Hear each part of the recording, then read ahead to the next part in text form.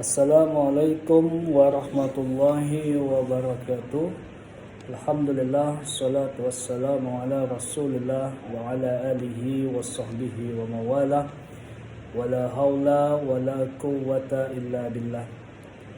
Puji dan syukur mari kita tingkatkan kepada Allah Subhanahu wa ta'ala dengan menjalankan perintah-perintahnya dan menjauhi segala larangannya.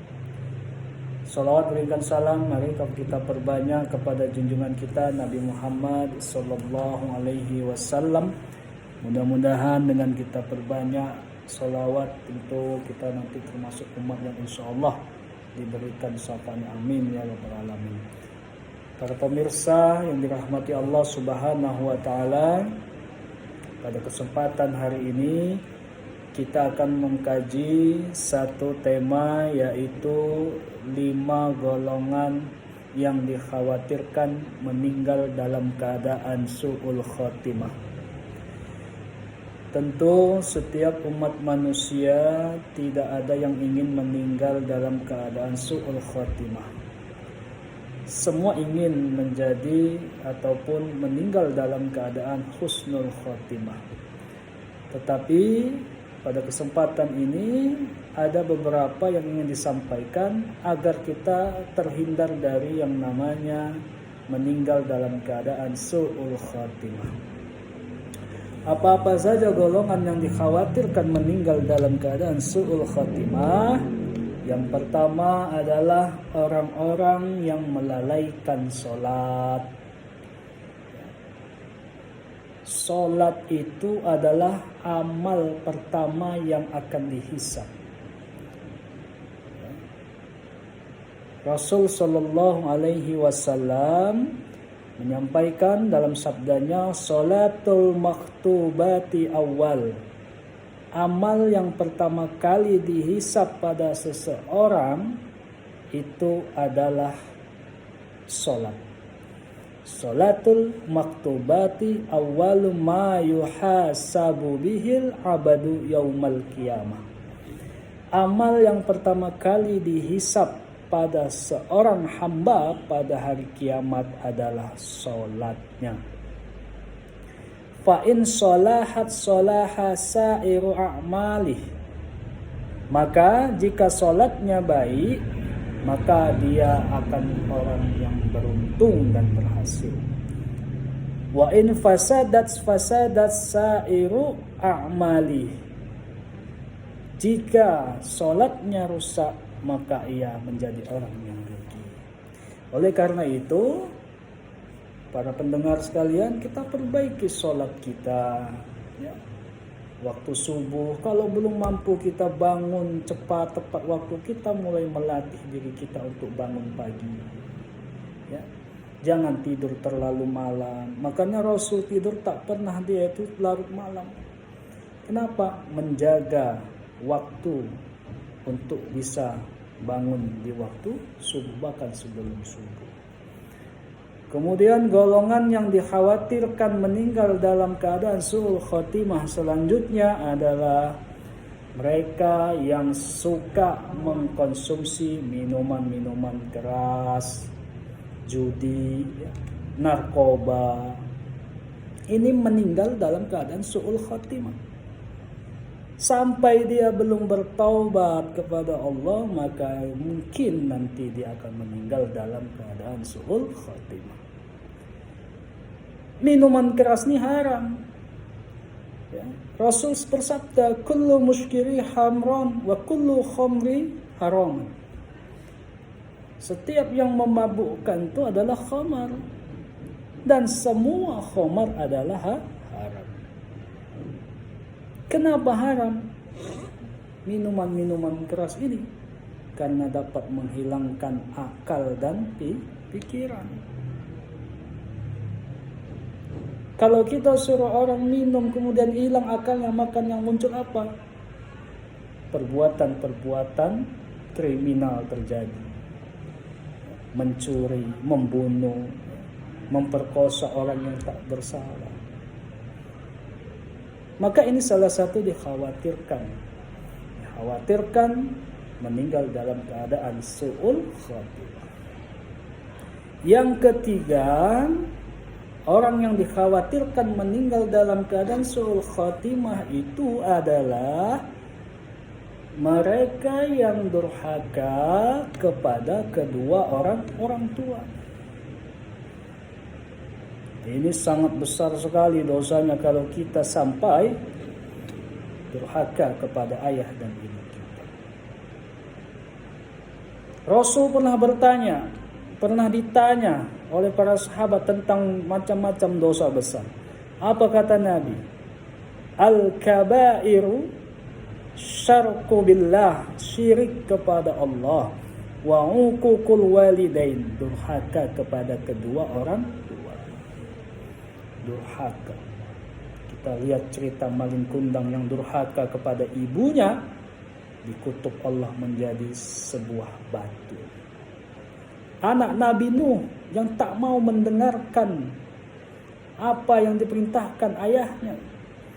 Ketika banjir bandang datang, dia tak mau ikut kepada Nabi Nuh. Apa yang terjadi? Mati dalam keadaan su'ul khatimah. Maka selagi ada ayah kita, selagi ada ibu kita, perlakukan mereka dengan baik. Wala takuma uffin, jangan katakan ah. Dan janganlah kamu mengatakan ah ketika ibumu memintamu pertolongan. Nak, tolong ibu nak belikan sabun mandi nak. Habis sabun mandi belikan cabai ke warung nak. Nanti lama ah. Lagi asik main game. Terucap kata ah, maka disitulah kita menjadi anak yang tidak berbakti kepada ayah dan ibu kita. Nah, para pemirsa yang dirahmati Allah, kemudian yang keempat, golongan yang nantinya dikhawatirkan akan meninggal dalam keadaan su'ul khatimah adalah seseorang yang senantiasa menyusahkan orang lain. Ini dalam arti kata menzolimi orang lain. Suka kali dia menzolimi orang lain. Ini tak boleh. Lihat tetangganya maju, tak suka dia. Lihat saudaranya pun maju, tak suka juga dia. Nengok adik kandungnya beli mobil, iri dia. Cepat-cepat juga dia beli mobil. Nengok saudaranya beli mobil semua, aku belum beli mobil, aku harus beli mobil. Dengan berbagai macam cara dia beli mobil. Ini juga tak boleh. Menzolimi saudaranya, dihutangi saudaranya, menyusahkan saudara keluarganya karena dia punya banyak hutang dan sebagainya dan persoalan-persoalan lainnya. Maka disinilah letak orang yang mungkin kalau dia tidak menghindar atau dia ikhlaskan ataupun dia hindarkan perbuatan ini. Kalau tidak dihindarkan mungkin yang terjadilah meninggal dalam keadaan su'ul khatimah.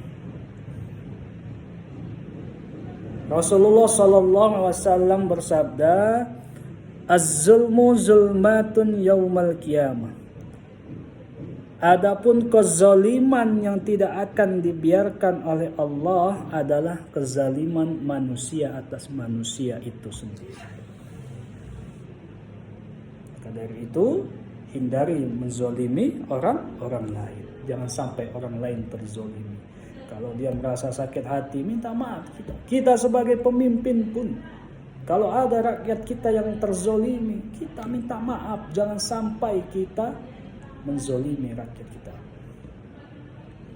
Nah pemirsa, kemudian yang kelima adalah golongan orang yang dikhawatirkan meninggal dalam keadaan su'ul khotimah adalah yang senantiasa terus melakukan dosa-dosa besar. Dosa apapun dia lakukan. Ada 5 dosa besar. Yang pertama syirik kepada Allah, durhaka kepada ibunya.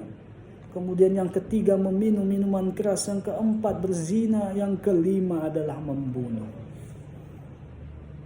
Ini merupakan dosa yang dia terus lakukan.